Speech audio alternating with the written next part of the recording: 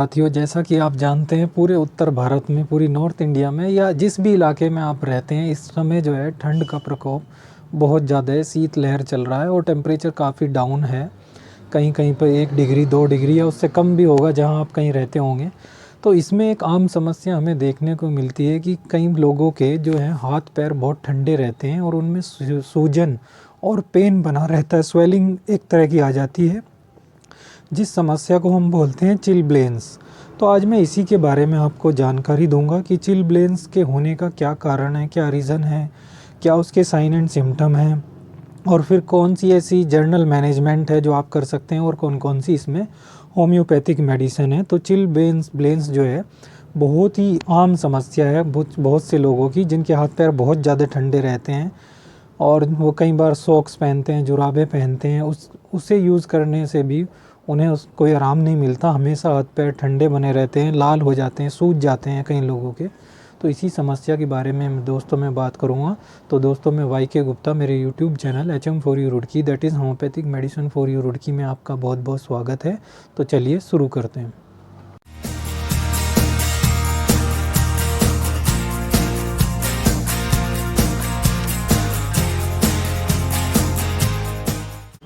आज हम बात करने जा रहे हैं चिलब्लेंस के बारे में, जिसमें क्या होता है, हाथ पैर आपके ठंड में जो है हाथ पैर ठंडे हो जाते हैं, स्वेलिंग आ जाती है और कई बार रेडनेस भी आ जाती है। तो इसमें कौन कौन सी होम्योपैथिक रेमेडीज़ हैं और कौन से ऐसे जर्नल मैनेजमेंट है, होम रेमेडीज़ क्या हैं उसके लिए, इसके बारे में बात करने जा रहे हैं। तो सर्दियों में हाथ पैर ठंडे हो जाने का रीज़न क्या है?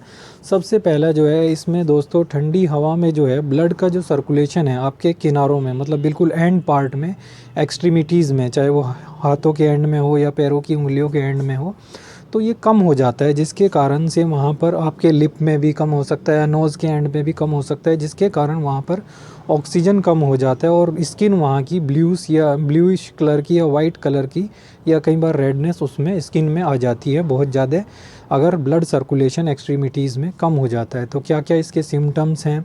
जैसे आपको बहुत ज़्यादा पेन होगा, कई बार रेडनेस आ जाएगी, हाथ आपके सूज जाएंगे, रैसेस पड़ सकते हैं, खुजली आ सकती है, इचिंग खारिश आ सकती है, स्किन का डिस्कलरेशन हो सकता है, सूजन जलन और निडल लाइक पेन भी हो सकता है, खारिश हो सकती है। तो ये सब इसके दोस्तों सिम्टम है चिलब्लेंस के।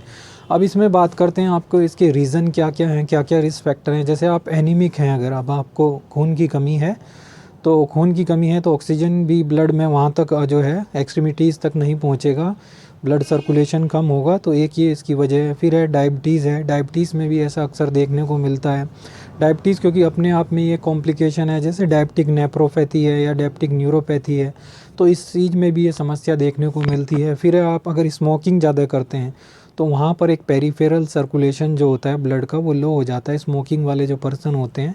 और फिर एक होता है रेनॉल्ड्स डिजीज़। अगर आपको रेनॉल्ड्स डिजीज़ है या रेनॉल्ड्स कंडीशन है, तो इस केस में भी जो है ब्लड की सर्कुलेशन कम होती है और प्रॉब्लम देखने को मिलती है, हाथ पैर ठंडे हो जाते हैं, उनमें सूजन आ जाती है, जो पेरिफेरल सर्कुलेशन है वो कम हो जाता है, वीकनेस रहती है पेशेंट को, और वहाँ पर बिल्कुल एक तरह की जलन और खारिश सी बनी रहती है उस एरिया में। तो अगर इसमें हम जर्नल मैनेजमेंट की बात करें दोस्तों, तो आप क्या है कि इसमें जो है आयरन रिच जो फूड है, जो आयरन रिच सब्जियां हैं या कुछ ऐसे खाद्य पदार्थ हैं जिनमें आयरन की मात्रा ज़्यादा हो, उसका आप सेवन करें। जैसे आपका अंजीर है, खजूर है या पालक है, खुमानी है, इस तरह की सब्जियां अगर आप सेवन करते हैं, सेब है, तो आयरन रिच फूड को आप लें। पालक की सब्ज़ी लें, हरे पत्ती ग्रीन वेजिटेबल्स लें, हरे पत्तीदार सब्जियां, पालक जैसे कि मैंने बताया, तो इसमें आपको काफ़ी सहायता मिलेगी। और दूसरा जो है, आप अपनी डायबिटीज़ कंट्रोल रखें, डायबिटीज़ वाले जो पेशेंट हैं, क्योंकि डायबिटीज़ में भी बहुत सारे कॉम्प्लिकेशन की वजह से ऐसा होता है, जैसे डायबिटिक नेफ्रोपैथी है, डायबिटिक न्यूरोपैथी है, तो इस वजह से भी ऐसा होता है। आयरन रिच फूड तो लेना ही है आपको, और साथ ही साथ आपको ये उपाय करना है, आपको सेंधा नमक लेना है।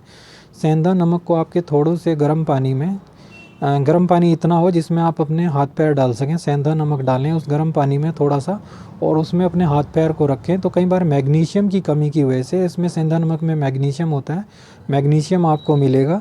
तो जब आप ये अपने हाथ पैर थोड़े से देर गर्म पानी में रखते हैं तो आपको मैग्नीशियम मिलेगा, जिसकी वजह से भी इसमें चिलब्लेंस से आपको राहत मिलेगी। अब दोस्तों, बात करते हैं इम्पोर्टेंट मेडिसिन के बारे में। तो सबसे पहले जो सबसे ज़्यादा इफ़ेक्टिव मेडिसिन है विंटर में, चिली बेंस के लिए, तो वो है दोस्तों एगेरिकस। एगेरिकस 30 पोटेंसी में अगर आपको विंटर में कहीं बाहर जाना हो और आपके हाथ पैर सूज जाते हैं या उनमें बहुत ज़्यादा जलन रहती है और बहुत ज़्यादा ठंडे रहते हैं, तो विंटर में ऐसी मेडिसिन एगेरिकस, जब भी आप बाहर जाते हैं इसको लेके चलें। घूमने से पहले एगेरिकस अपने साथ ज़रूर रखें।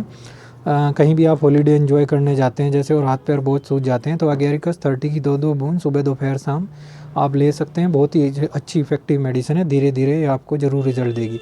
फिर दूसरी मेडिसिन दोस्तों इसमें है कार्बोवेज। कार्बोवेज 30 बहुत ही इंपॉर्टेंट मेडिसिन है। अगर इम्परफेक्ट ऑक्सीडेशन हो रहा है, ऑक्सीडेशन पूरा नहीं हो रहा है, तो इसकी वजह से ब्लड सर्कुलेशन जो है पूरा नहीं हो रहा है, तो कितनी भी आप सॉक्स पहन लें, दस्ताने पहन लें, जुराब पहन लें, तो उसके दौरान भी लोगों के हाथ बहुत ठंडे रहते हैं।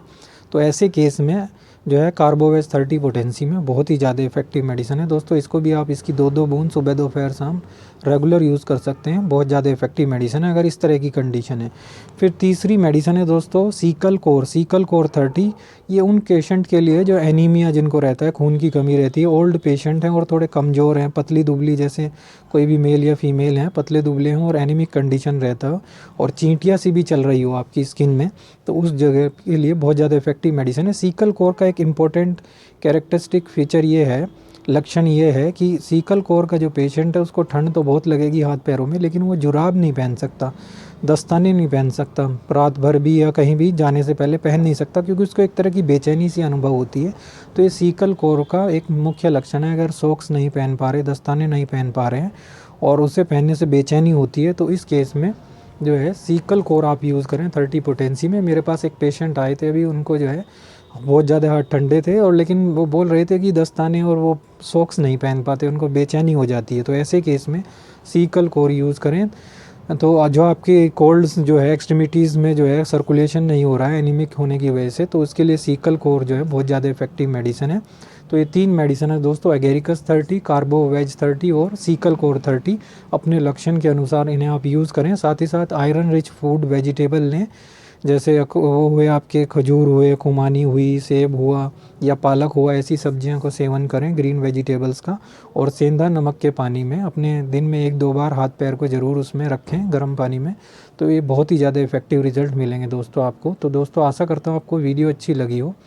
वीडियो अगर अच्छी लगी हो तो यहाँ पर एक लाइक का बटन दिया रहता है, उसको दबाइए। साथ ही साथ रेड कलर के सब्सक्राइब के बटन को दबाइए और बेल आइकन को भी दबाइए, जिससे आपको आने वाली प्रत्येक वीडियो के बारे में इन्फॉर्मेशन नोटिफिकेशन मिलती रहे। कोई भी आपको चिलबेन से रिलेटेड प्रॉब्लम हो तो इसे कमेंट बॉक्स में ज़रूर कमेंट कीजिए। तो दोस्तों आपका मेरे साथ HM4U रुड़की में बने रहने के लिए बहुत बहुत धन्यवाद। Thank you very much.